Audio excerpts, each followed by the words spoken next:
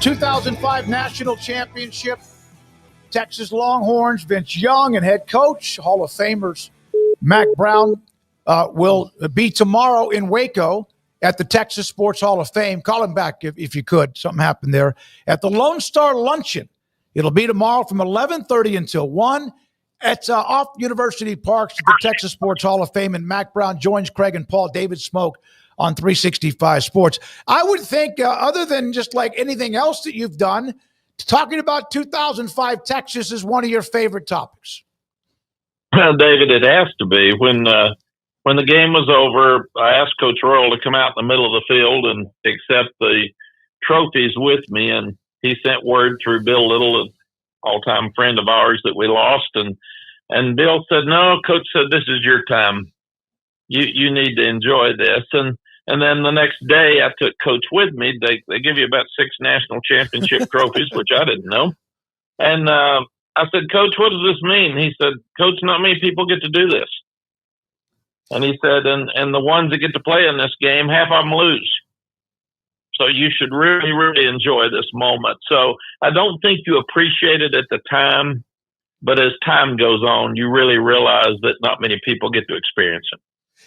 Coach, you had Vince Young at the quarterback, and you had this team that you'd built over several years that it kind of culminated in this. But for Vince in particular, his story was pretty unique in that in Texas that year recruiting, it was him and Reggie McNeil and whoever you thought, like, you know, there was a dividing line, like Republicans and Democrats over who everybody thought was better.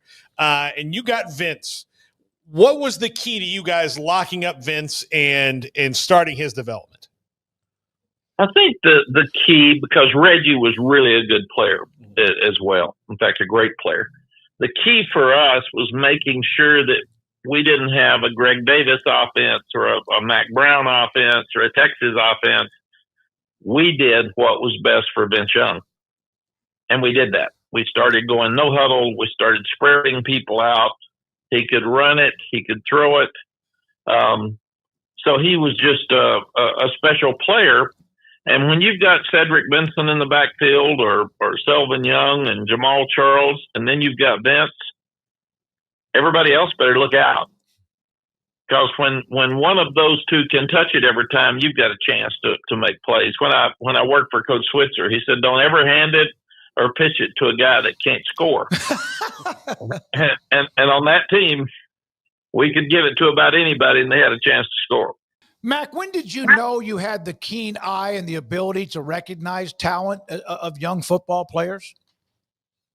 I was lucky, David, that I was raised by a grandfather that was the winningest high school football coach in Middle Tennessee history.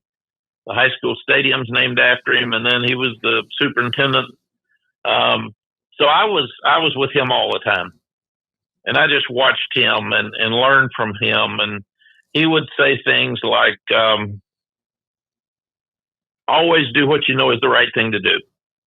And if you have to wonder or ask, it's not the right thing to do, so don't do it. And don't worry about who's mad about it, because in the long run, it's the best thing. Short term, they may get mad. Long term, they'll understand." He would say things like, "You got to have fun. Don't have a job where you have to work and not enjoy it, because then it's work." Mm-hmm. And he said, "If you're doing something you enjoy, you'll be better at it. And it's something you can do for the rest of your life and have fun doing it." And as a 4 and 5 year old, my brother Watson and I, he was a year older than I, we were riding the school bus to games with my granddad. We were at every practice. We were watching. So I really felt like, and in the summer, since he was superintendent of schools, I was working the recreation program. So I was cutting grass and working baseball fields. Then I started coaching Little League baseball when I was a Babe Ruth player. And then as I got a little bit older, I coached Babe Ruth baseball. And then I coached Connie Mack baseball. So I think, David, the biggest thing is I've never done anything else. Yeah. It just basically just marinated in is just soaked into your blood, right? Well, it is. It's a lifestyle. And that's one thing that coaches always coach. I remember when I left Texas and I talked to Dick Vermeil, and he stayed out 16 years, went to TV, and then he came back and won a Super Bowl. And he said, coaches coach. Don't ever say you won't coach again, because you'll probably be a liar. And I would have been, if I had said in 2013 I would never coach again, I would have been a liar. So it's just one of those things when you talk to coaches that are out, they say, I missed this, I missed this. I don't miss that. But when you coach, that's just who you are. That's part of your DNA. Coaches coach. And that's what you do.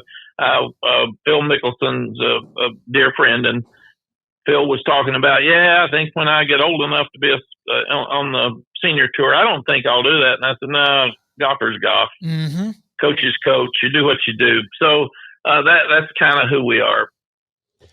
Your building of that team, and really started from the time you took over, when you got the job, you started up front. And that's where almost every great team gets built, is you build it from the front back, you build that depth. How quickly did you realize that it was going to be, it's tougher to get those guys sometimes than it is to get the quarterbacks? It really is. You've got to get the right quarterback, because he touches it every time. But unless you've got the proper lines of scrimmage, you're not going to win. And Chance Mock was a great quarterback. He had thrown 17 touchdowns and 1 interception, but he wasn't the athlete and couldn't run like Vince. And we had a young offensive line when Vince came in. So we had to put Vince in for his running ability and then let him catch up with the passing ability, because Chance was a really good player if we had had an older offensive line that could have protected him. And then those guys that ended up, 4 of them started in the NFL, and the 5th one in that Michigan and USC Rose Bowl. Will Allen made a camp. So those were really, really good football players on offense, and all those defensive linemen, they all played in the NFL. In fact, I was told, and we'd have to check it, that there were 98 players in that game with us and USC that ended up on an NFL team.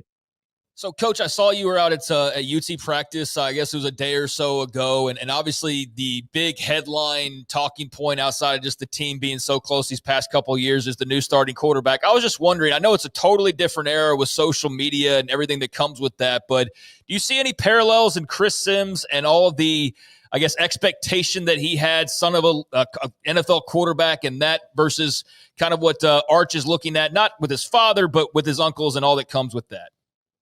Well, I do. And I see some with Vince. You know, Vince was a very highly recruited quarterback, and his expectations got so high, and he lost 2 games the first year he really started, and then he won 30 straight.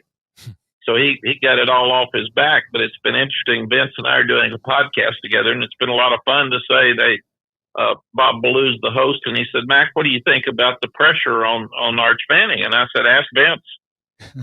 He lived it. I mean, he can tell you exactly what the pressure was. But the thing that I'm impressed so much with about Arch is his ability to run. He can run, and he's big, and he's accurate, and he can throw. But for a quarterback that could run, and that's what Colt could do, and that's what Vince could do, and they both put us in national championship contention. One won it, and the other one got hurt, or we probably would have won it. But that's the thing, and Texas has got 4 new offensive linemen, like when Vince came in. But to have the ability to run at quarterback makes everything else easier. They can't play man coverage, because if they run off with everybody, you can take off and run. You got to have somebody keying the quarterback. You got to have somebody ghosting the quarterback. So that's what I see. And I recruited Eli and Peyton. So I looked at both of them as quarterbacks. Arch runs better than they do. And he runs more like his granddad. And they were pocket passers, and Arch can throw. But he can bring it down run. And it also helps you on goal line situations when you have the ability to run at quarterback. Good luck with the discussion and speech tonight. And obviously, that's all what you said. Amazing. We'll see you tomorrow at the luncheon. Mack, we appreciate it. I know your schedule is packed, and appreciate any time you respond to me. Thank you very much for being a part of the show today, and have a great day. Thank you, guys. Appreciate you, David, and I'll see you tomorrow. Yes, sir. Mack Brown Bye. with us on 365 Sports. He's in Shreveport for the Independence Bowl, kind of the kickoff to the football season. And then, as he mentions later on tonight, Cole Pittman at his hometown, and then tomorrow in Waco. Great guy. Great guy. He and his football teams have put some absolute pain in my college football life as a Nebraska fan. And he said on the road, late in games, they did it all the time. And the game in Ohio State, when they won the national title, is where they start this year with Arch. Great comment on Arch Manning, Craig. Great question, and I loved his answer.